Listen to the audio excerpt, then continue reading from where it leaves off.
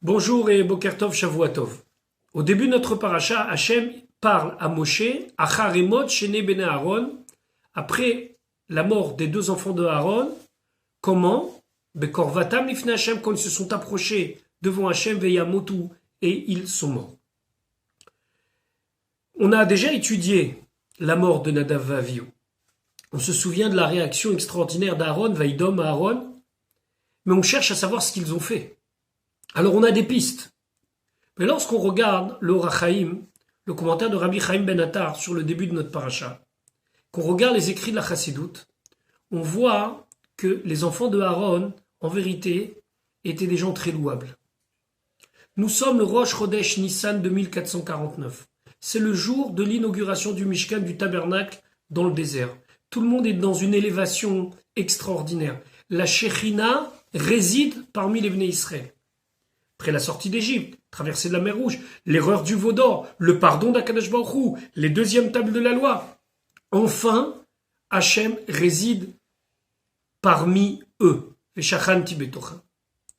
Deux personnes dans l'assemblée, Nadav et Avihu, veulent aller plus loin. Ils veulent encore plus s'élever, encore plus connaître une élévation spirituelle, pas seulement ce que l'on vit là, mais encore aller plus loin. Et là, la Torah nous dit, Vayamutu, il meurt. Qu'est-ce qui se passe ici?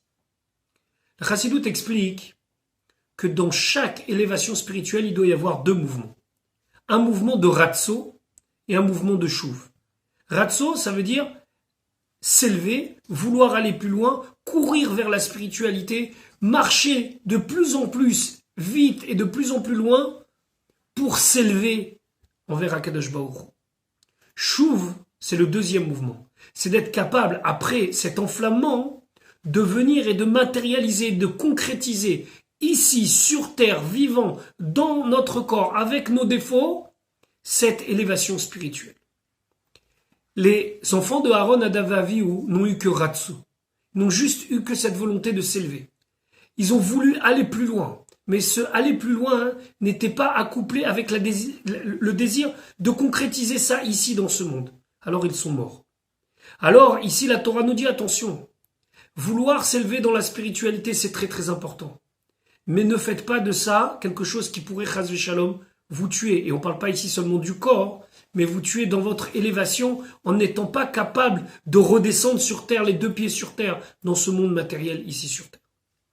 Par exemple, on sort de Yom Kippour, on sort d'un cours de Torah, on sort d'un événement qui nous a marqué spirituellement. Et là, on a envie de s'élever. Et on a envie de ne plus avoir de limites dans notre rapprochement d'Akadosh Baruch Hu. Ce rapprochement ne doit pas nous faire oublier la réalité des choses, le chouv. Je dois me rapprocher d'Akadosh Baruch Hu avec mon corps, avec mes difficultés, avec ma vie, avec mon travail. Je dois être capable d'accepter que toute élévation spirituelle se concrétise dans mes quatre coudées, dans ce que je suis capable de faire au quotidien.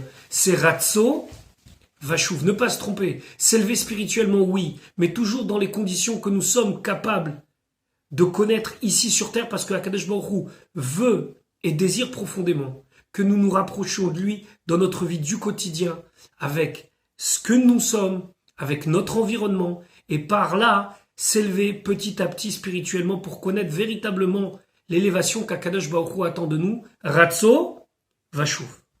Je vous souhaite une bonne journée et Bezrat Hashem à demain.